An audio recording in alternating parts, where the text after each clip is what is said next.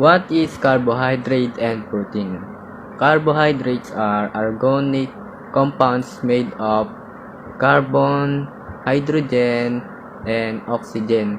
They are one of the body's primary sources of energy.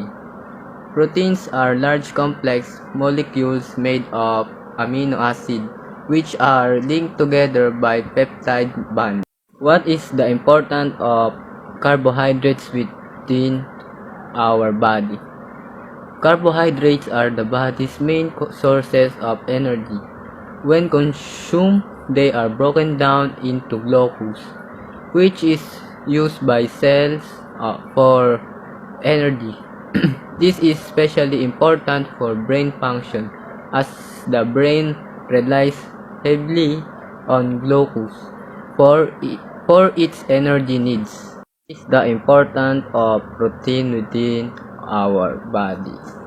Although carbohydrates and fats are the body's primary energy sources, protein can also be metabolized to produce energy when necessary, especially in situations of prolonged fasting or intense exercise.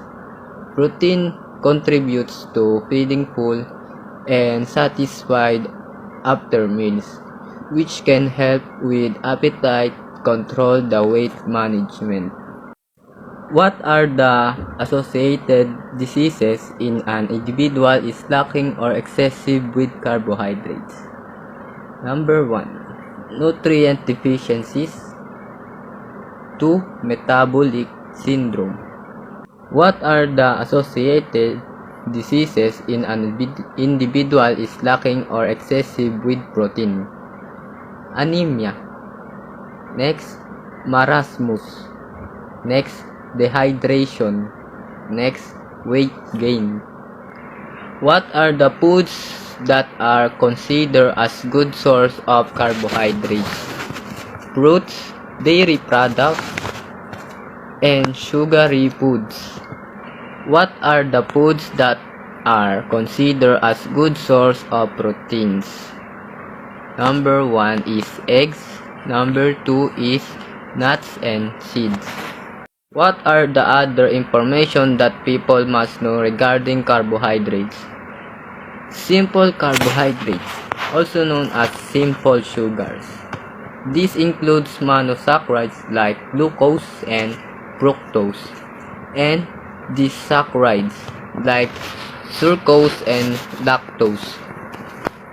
They are quickly absorbed by the body, providing rapid energy but can lead to spikes in blood sugar levels. In humans and animals, carbohydrates are stored as glycogen in the liver and muscles. Glycogen can be rapidly mobilized to meet sudden energy needs. In plants, carbohydrates are stored as starch. What are the other information that people must know regarding protein? Antibodies are proteins that help the body fight infection. Animals food and 3 plant sources. Soy protein, quinoa, and corn contain all the essential amino acids needed for good health.